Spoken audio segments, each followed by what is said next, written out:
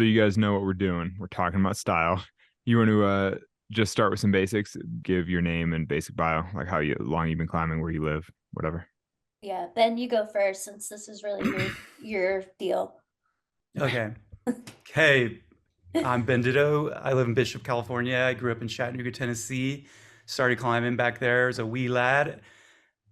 We had mostly traditional climbing back there when I started. My first leads were all on trad gear with a bunch of old school friends that were great mentors, and they showed me the ropes. And my dad was really involved in the process of helping me get started climbing, and my family was all into it. It was a really great little childhood back there. And I have gradually made my way out west after high school and lived in Salt Lake City for about 15 years. And my climbing had just kind of ran the gamut, I suppose, if that's a proper way to say it. I've had a lot of different types of climbing experience in the places I've lived, from, with the early starting of trad climbing, and then a bunch of sport climbing and ice climbing, mountaineering, and then a bunch of expedition climbing, which is something that I really love to do. So now I live here in Bishop, and I'm just continuing to develop, I suppose. And is it worth adding that you've been a climbing photographer for so long that I can't remember when you started?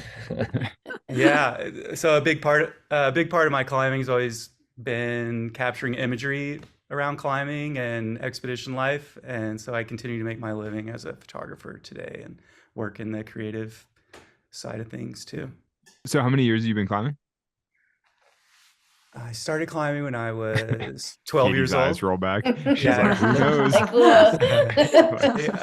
Do we have to revive him? Yeah, I got my first shoes for my 13th birthday. They were some Fire classics, like the old school Boreals, So that was my 13th birthday, and I had climbed some before that in just like sneakers and stuff. So that's been 35 years. It's pretty legit. I think as we get into the conversation about style, I think what most people mean when they talk about style is strategy, honestly. Like, style is a matter of strategic choices that you use in order to get a climb done. And or sort of adherence to the rules. I mean, what Katie was describing is more like how well do you adhere to a given set of rules that the climbing community has foisted upon you. Well, right. Well, we have to choose what rules we're going to stick to as climbers, as an individual sport.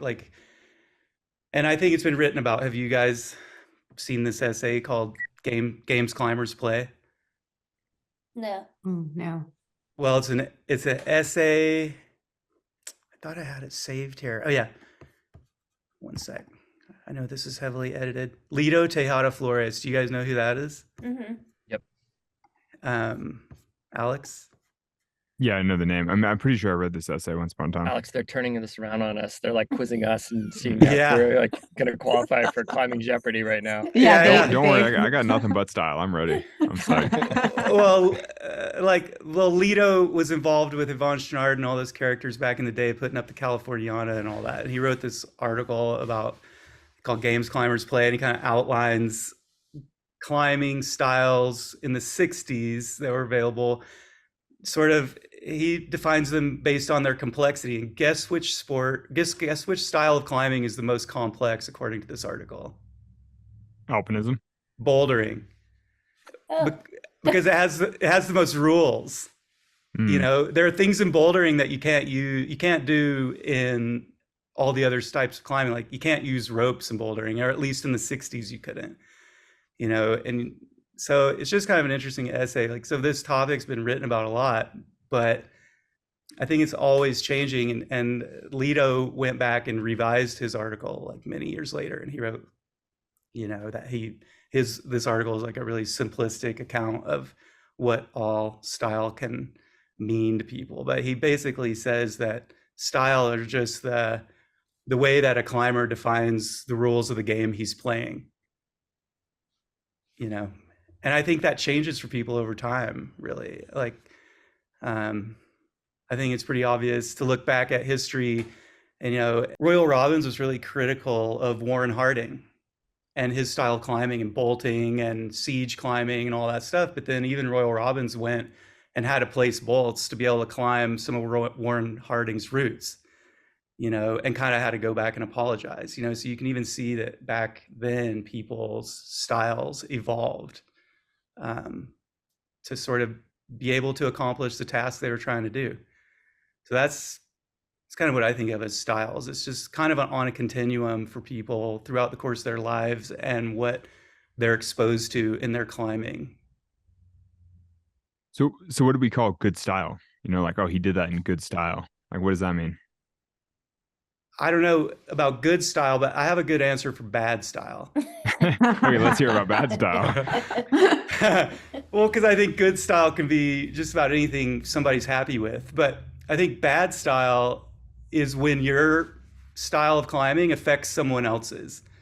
And so what do I mean by that is basically that Yosemite top-down climbing is like the classic example. And people do top-down climbing on hard routes, big wall free climbing all the time. And I don't see that as necessarily being bad style unless they leave their ropes hanging there, directionalized into the wall.